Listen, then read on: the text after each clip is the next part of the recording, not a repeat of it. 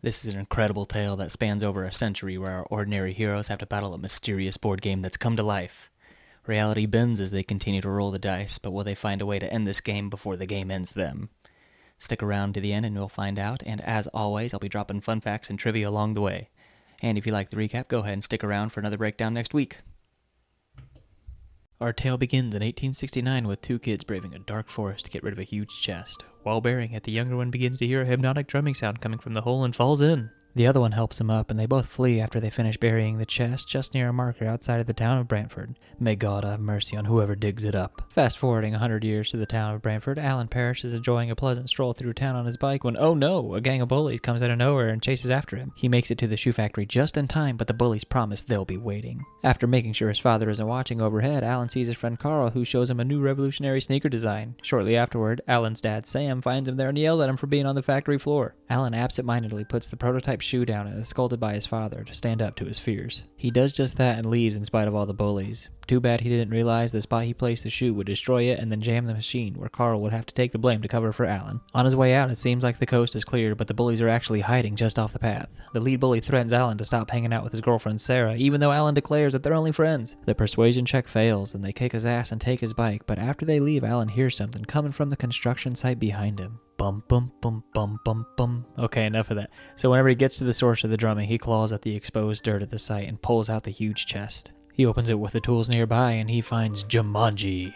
Good time to mention that the movie is based on Chris Van Allsburg's 1981 award-winning children's book based on the same name, and Jumanji is a Zulu word for many effects or consequences. He hurries home to check out what he's found, and he's immediately fascinated and starts examining all the game pieces. His mom startles him, so he hides the game and drops the pieces, unknowingly causing them to react. Alan is eating alone in the mansion, and his parents spare him a few minutes before leaving to a literal white glove event. Sam apologizes for having thought that there was only one bully earlier and rewards him with the news that he's being sent off to a prep school where all the parishes have gone. Alan makes it clear he doesn't want to follow in his father's footsteps, but on his way out, Sam shouts that he won't hear another word. That's fine with Alan, who shouts back that he's never going to talk to him again. After this fight, Alan decides he can't stand his father, so he's running away. He packs only the essentials, of course. Let's get some clothes, some sandwich stuff from the fridge. Oh yeah, and I guess this board game I found today. He is about to leave when there is a knock at the door. Oh, it's Sarah, and she's here to return the bike. The hypnotic drumming sound begins again, and Sarah wants to know what it was. So far, she's been the only other person to hear the drum, so he puts his plan to run away on hold and shows her the game. To his surprise, the pieces from earlier are now stuck in their starting places. Alan reads the half of the rules that are facing him. Jumanji, a game for those who seek to find a way to leave the world behind. Roll the dice to move your token, doubles gets you another turn, and the first player to reaches the end wins. Sounds simple enough. Alan wants to know if Sarah wants to play, but she throws the dice back at him, saying she's too old for board games. As the dice land, the game reacts by moving her piece and reads, "At night they fly, you better run. These winged things are not much fun." They both start hearing some noises from the chimney and decide this game is just too freaky, so they call it quits, but Mr. Butterfingers here gets scared by the clock this time and accidentally rolls a 5. This time it reads, "In the jungle you must wait until the dice read 5 or 8, but before they can even speculate on what that means, Alan starts to dematerialize into the game itself. He screams for Sarah to roll the dice, but it goes from bad to worse as bats finally emerge from the chimney, chasing Sarah out of the house where it would stay abandoned for the next 26 years. This movie could have been a whole lot different if she stayed and rolled the dice. Just saying. A new family is here to finish buying the old parish home, and we meet the siblings Judy and Peter Shepherd and their Aunt Nora. The realtor comments that she and her kids are going to love this place, but she discreetly informs her that they're actually her late brother's kids. Then the realtor checks on Peter, but he doesn't say a word. Judy jumps in to explain that Peter hasn't talked since the accident. She then goes on to tell an elaborate story about how their rich parents abandoned them and died at sea. But Nora chimes in later to say that they actually died from a car accident in Canada. Peter takes it upon himself to explore this certifiably creepy house and is stopped by a locked door. Peeking inside, he sees that there's an old bike covered in cobwebs, but he only gets a second to look before Aunt Nora needs him to bring a suitcase up to the attic. Whoa, is that a bat up there? Moments later, Judy and Nora hear Peter scream and flee from the attic, but he still doesn't speak even to explain what he just saw up there. Nora goes to investigate, and yep, it was bats. Naturally, an exterminator shows up and denies that Judy saw an African bat like the picture in her book, but he does find it a little coincidental that another kid from the 60s said that she saw him too. He then goes on to explain that he'd be more afraid to live in a house where a father killed his son and hid the body. Isn't this a kid's movie? Judy and Peter head off to their first day of school, and Aunt Nora goes about her day cleaning, but when the kids get back, Judy says that she knows why they got the house so cheap. She mostly just repeats the story from The Exterminator, but with Alan's name this time. Nora's fed up with Judy lying all the time and grounds her, but Judy says that this one wasn't a lie. Judy wakes up in the middle of the night to a drumming sound, and then she goes to check on her brother to see if he heard it too. We finally hear Peter, aka Chip from Beauty and the Beast, speak, and he denies hearing it. He then asks Judy if she misses their parents, and she denies that, so Peter warns her she'll be sent to a shrink if she keeps lying, but she says that he will too if he stays mute. The next morning, Nora is seeing Judy and Peter off for school when the drumming begins again, causing the kids to zone out. Nora's weirded out and wants to drive them to school, but Judy convinces her to let them stay and take the bus, so she goes to work. Weren't the 90s great? Judy notices Peter heard the drums too, and when it goes off again, they both rush up to the attic and they track down the noise, and it's coming from Jumanji. They flip it open and notice that there are already 2 pieces stuck in play. Then Judy reads the same rules as before and their game pieces snap in place. Must be microchips or something. She rolls a 6 and we're off to the races. A tiny bite can make you itch, make you sneeze, make you twitch. Mosquitoes show up out of nowhere, but Judy has a great tennis swing and knocks them out of the attic. Peter wants a piece of that action, so before Judy can stop him, he rolls and gets snake eyes. This will not be an easy mission. Monkeys slow the expedition, and sure enough, yeah, they find a bunch of monkeys wreaking havoc in their kitchen. Hey, did that rhyme? They both run upstairs and someone finally sees the other half of the rules. Judy gives it a read. Adventurers beware. Do not begin unless you intend to finish. The exciting consequences of the game will only vanish when a player has reached Jumanji and called out its name. Thankfully, the monkey problem solves itself for now, and they wander out into the streets of Brantford. Peter has come around and wants to stop for now, but Judy knows that you need to finish the game to fix everything, so she just wants to knock it out real quick before their aunt gets home. Judy, ever the sharp one, remembers that Peter rolled double, so he has to go again. He gets a 5. His fangs are sharp. He likes your taste. Your party better move. Post haste. They hear a deep growl coming from the shadows, and suddenly a lion springs out. They flee downstairs to hide, but the beast wasn't the only one that came out of the jungle. A wild man appears, and he traps the lion. The man checks on the kids and startles everyone equally. Then he goes about searching the house, starting with breaking into the locked room. There he studies everything with an odd sense of familiarity, and when the kids cautiously approach, he asks if someone rolled a 5 or an 8. Judy admits that it was Peter, then the wild man thanks him profusely. Then the man shouts for his parents, saying that he's back. Alan is back. But he gets no answer. He asks the kids if his parents are away at the factory, and then they break it to him that the house was abandoned for years, and then everyone thought that he was dead. Alan runs out to look for his parents, but he's immediately almost hit by a cop car. Then he asks, "What year is it?" Then Judy comes in for a save and reminds him that it's 1995. The cop is understandably confused at Alan's appearance, but Alan says he's been in Jumanji. Judy comes in for the save again and finishes his sentence saying Jumanji, Indonesia, traveling for the Peace Corps. As the cop is pulling the kids off to the side to see if this guy's crazy, Alan finally reads his tag and realizes that it's Carl. However, the questioning is interrupted when monkeys fire a shotgun and steal the cop car. Alan continues running to the factory to look for his dad, and the kids follow. The town has clearly fallen on some hard times in the last 26 years, and Alan is heartbroken when he gets to the now abandoned shoe factory. With sadness in his voice, he tells the kids that his dad used to make shoes here. But then it's not as abandoned as he thought. He sees someone overhead in the office and he runs off. When he gets up there, he unfortunately doesn't recognize him, and the man tells him that the factory's been boarded up along with the rest of the town. He gives Alan some old clothes, and he goes on to say that Sam put everything he had into finding his son, and that's why he stopped running the factory. Alan asks if they're still around, and the man says, yeah, he sees them sometime on Adams Street. Not the reunion he was hoping for. Alan grieves over his parents at their final resting place. Judy tries to empathize by telling him that their parents are also gone, and as soon as she starts to go into another crazy lie, Peter finally talks to someone other than Judy and is honest by saying that their dad was in advertising. Alan stomps off again, and the kids plead for him to help finish the game, but he's pretty reluctant at first. It isn't until that he sees more chaos going in the streets from the monkeys and mosquitoes that he asks for a recap in the game so far. They hide in a nearby car and start listing things. The lion, the monkeys, and that! Peter shouts as a giant mosquito starts to break in.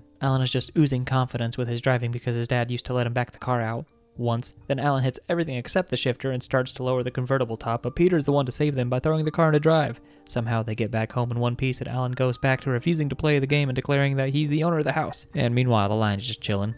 Anyways, while trying to convince him to help finish the game, Peter hits the right nerve in saying that Alan is afraid. Alan looks deep into Peter's eyes and relays a glimpse of the nightmare that he's been living in and saying that he wouldn't survive without him. He'll only watch, but he isn't afraid. The three of them prepare to roll for the next round, but it doesn't seem to work. After Alan studies the board, he realizes that they're finishing the game that he started all those years ago, and that it isn't his turn, it's Sarah's. Alan takes them to her old house, but it looks like a dead end because there's a sign for a psychic named Serena, not Sarah. But hey, she's psychic, so they want to go ahead and give it a try anyways and see what she knows. They say that they're looking for someone that used to live here, but the woman answering is confused because she says she's lived here her whole life. Judy says then she must know Sarah, and that finally gets her intrigued. Then after Alan reminds her that she once played a game game with drums with a little boy down the street, she faints after realizing that Alan is back. Back at the Parrish house, Sarah's on the phone with her shrink and Alan springs Jumanji out and she rightfully wigs out. She is still repressing all the things that she saw all them years ago and doesn't want to play, but Alan tricks her into rolling by only pretending to catch the dice as she's returning them. They grow much faster than bamboo. Take care or they'll come after you. Vines start creeping in from absolutely everywhere and Peter is attacked and nearly sucked into a giant flower pod.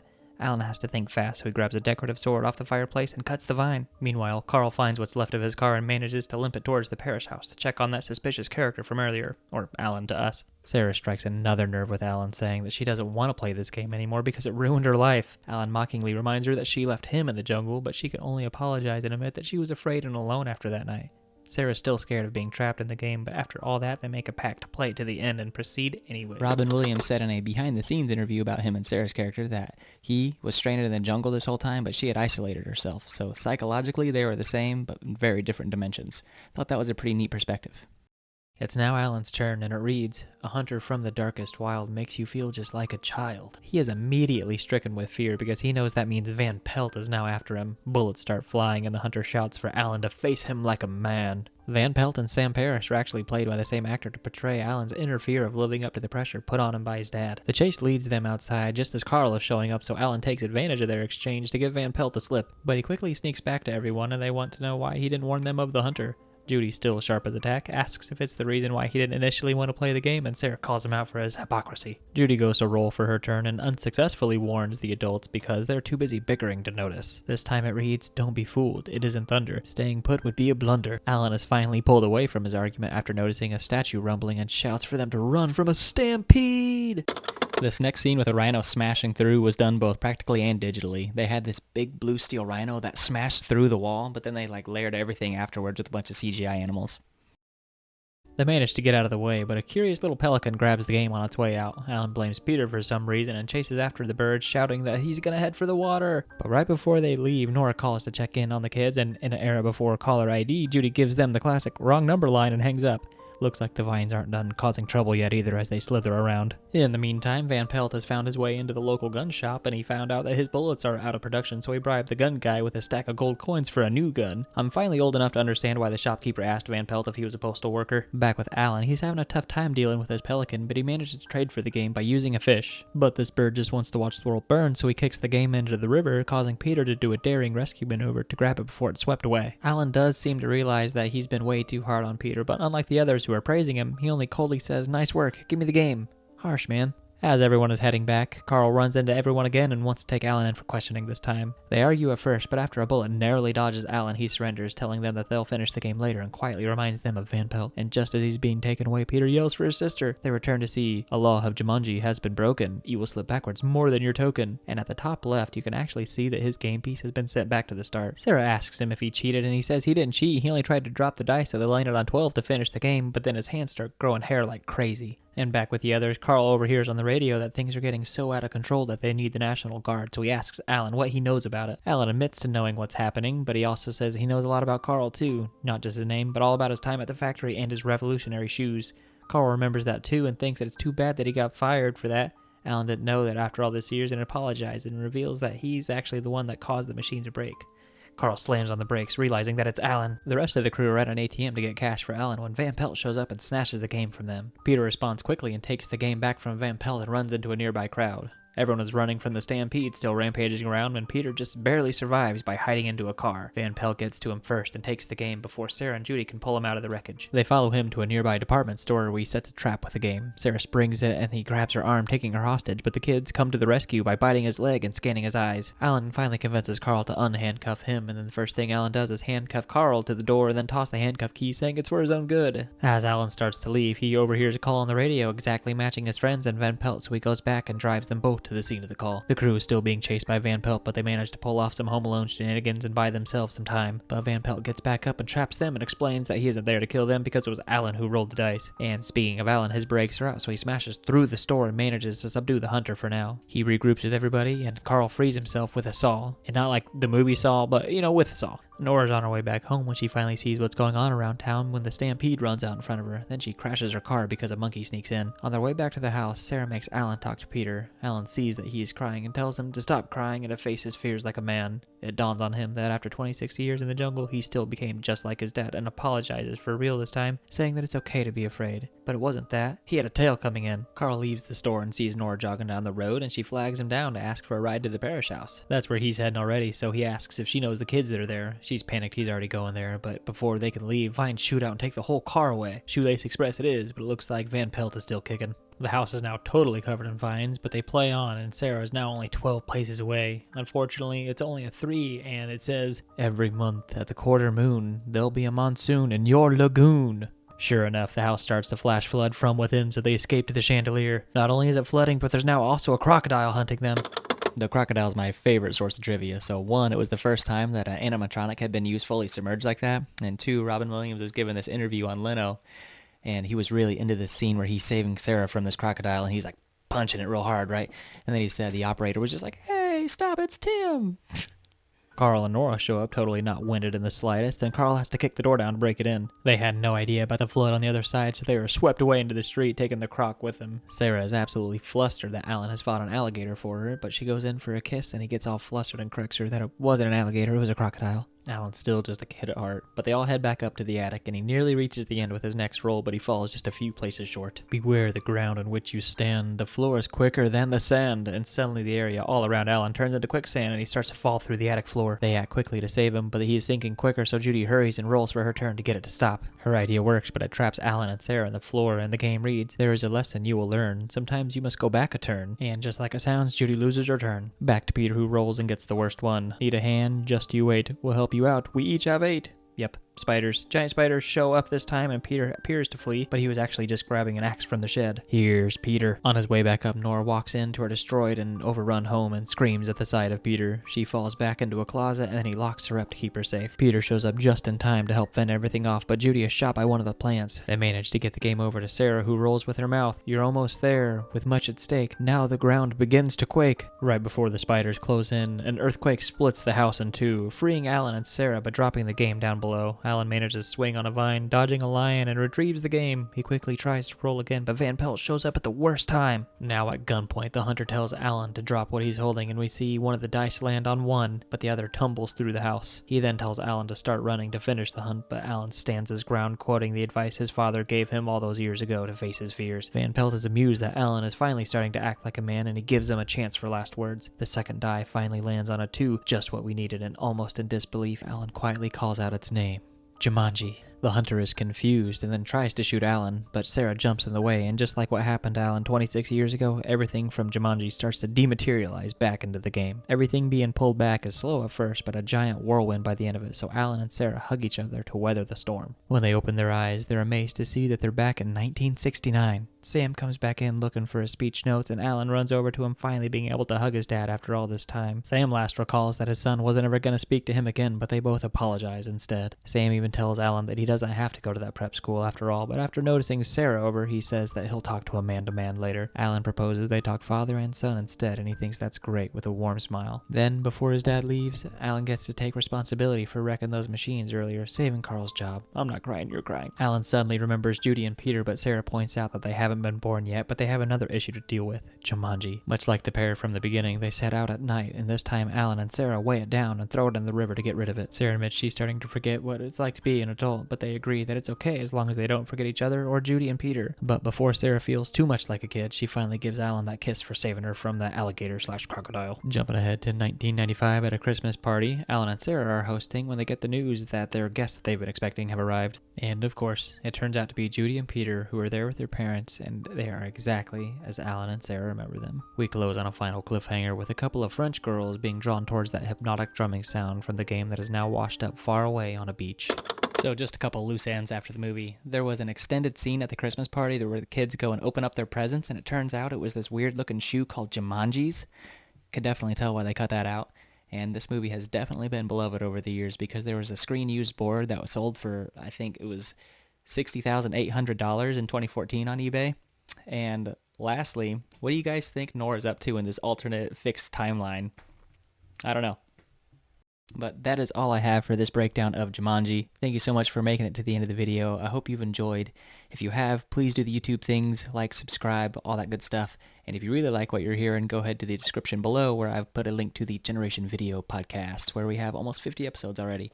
Thank you so much. Y'all be good. I'll see you in the next one.